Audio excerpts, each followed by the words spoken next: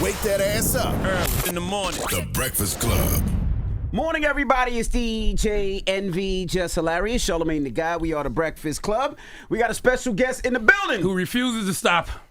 Ladies and gentlemen, Kevin Hart. Welcome back, brother. Kevin. He just won't sit down. See that? How you feeling? Good morning. How Give it you up for feeling? yourself. See that right there?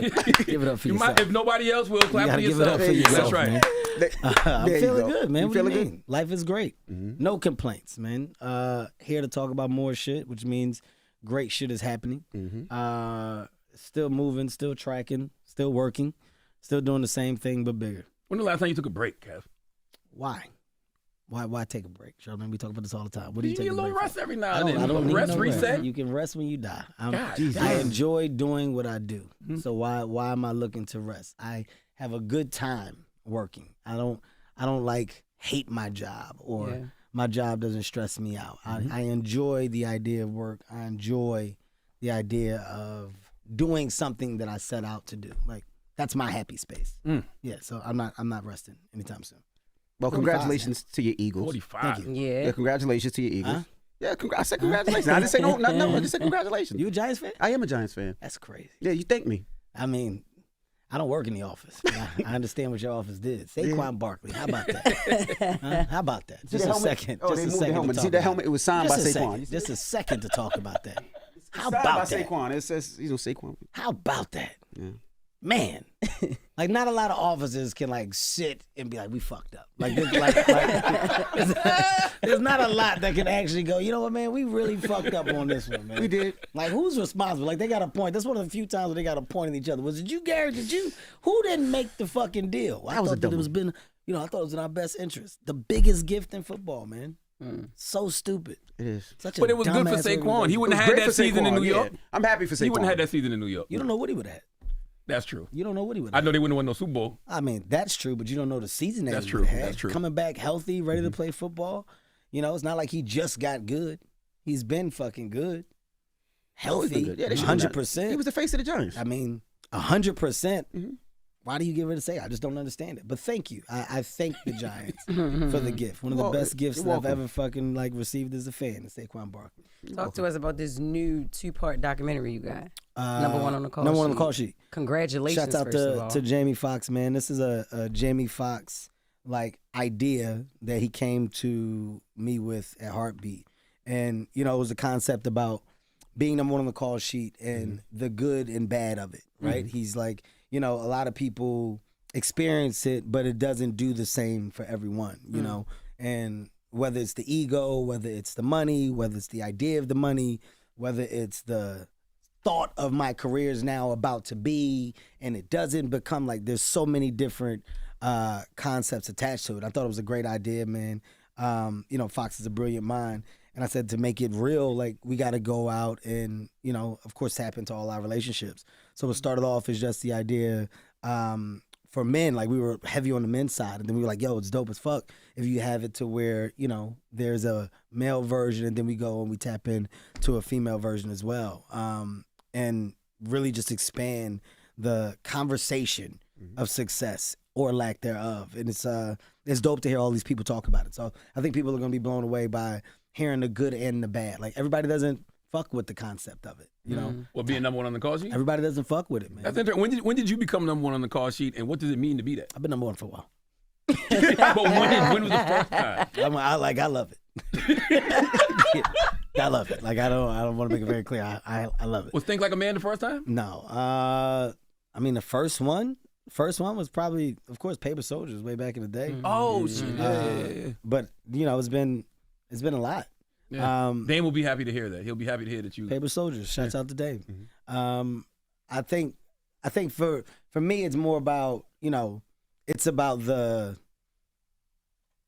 idea of building the project. So I'm more of the creative behind the scene now. So to have the idea and the idea come into like real life and you're like, oh shit, we're doing this and it's happening. And then the number one on the call sheet and you're like following down.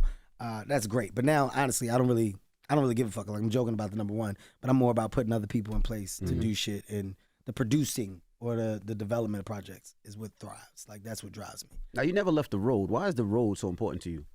because you control it, you own it. There's And you do nothing small better. venues, you do big venues. Like There's nothing better than stand-up comedy. Yeah. There's no job better than the job of live entertainment, live audience, your fans, your connection, your relationship.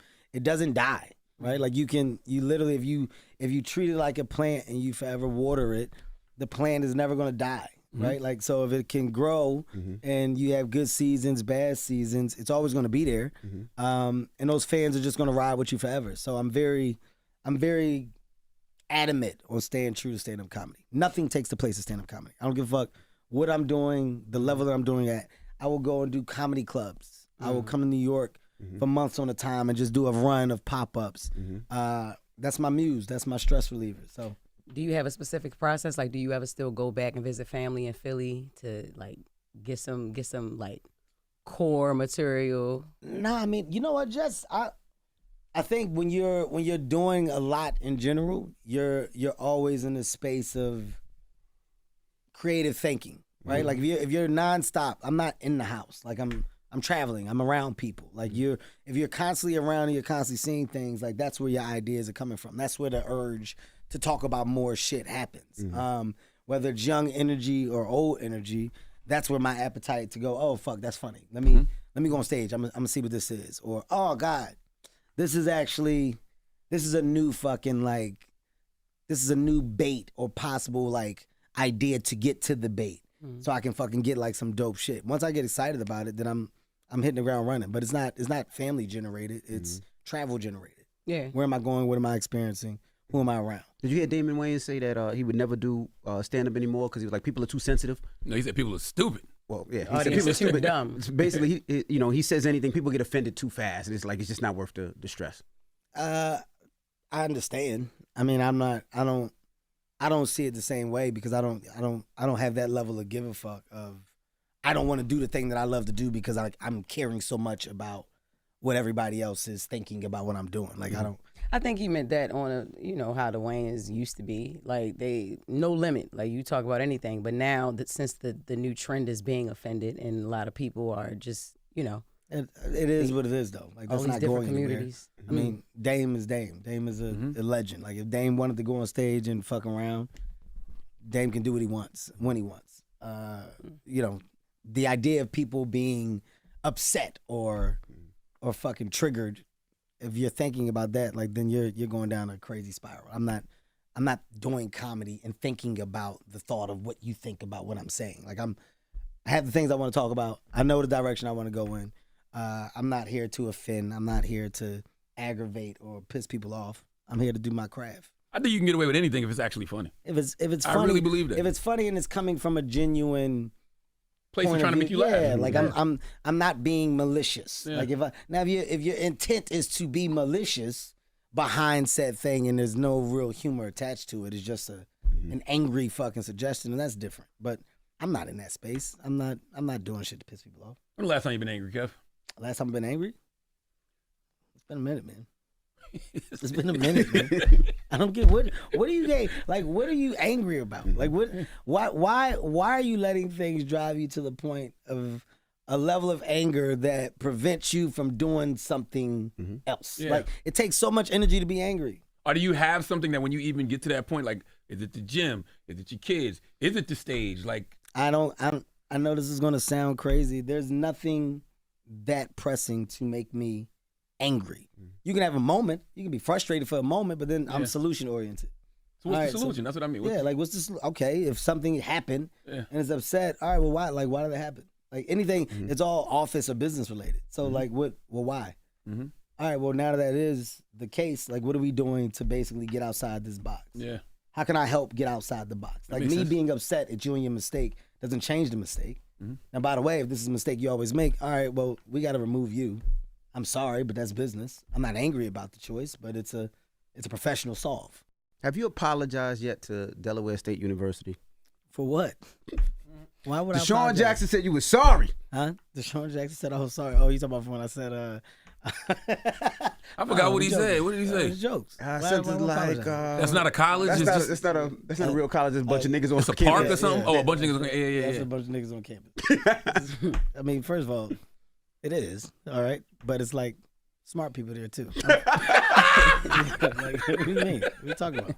I fucking used to go to Delaware State all the time. I performed there several times. From Philadelphia. It's right up the street. Yeah. Delaware State knows I have no ill will towards them. I love you guys. But it was a funny bit. There's a lot of niggas out there. You got your animated show out, Lil Kev. Yes, Talks about your life growing up. Yes. What made you want to do that? Animation style. You know, crazy. This is a crazy development, man. This is, I want to say, like 7 to 8 years in the making.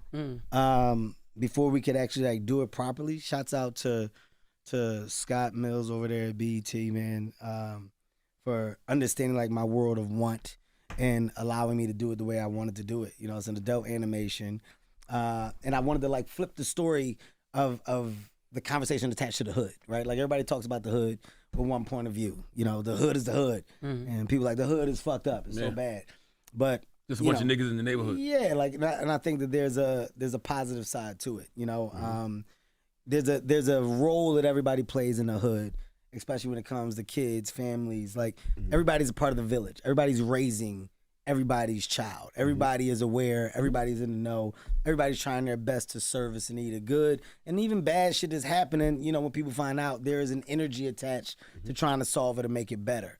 And this is a way of just flipping the conversation on the hood upside down. So it's about me, my upbringing, being in the hood, but having such a high level of love for the hood, for my family, and for all the people around it. And Jess Hilarious is in it, keeping her away from Breakfast Club. Oh, come on. Okay, just don't listen to that. I don't. Yeah, that's ridiculous, I don't listen. first of all. Thank you. And when people say, like, I want to make something very clear. When people say, like, Kev, thank you for giving people a job, people earn them jobs. Like, I'm not giving Jess anything. I'm not out like, hey, here, Jess, here's a fucking gift. Like, that's Jess, that's her team, that's people working and saying, hey, this is a good thing to possibly put Jess up for. And But you Jess can say going through no. the process. I mean, you could say no, but when people are talented and earning things on their own, it's happening the way it's supposed to be. Appreciate I'm not in the space of know of everything and I'm handpicking people and doing like that would mean that I'm fucking, I mean, the time in the day to do that and do it and do it and do it, then that means that the people around me aren't doing what the fuck they're supposed to do. So it's your job to like properly package and, you know, put people in places to make these projects good.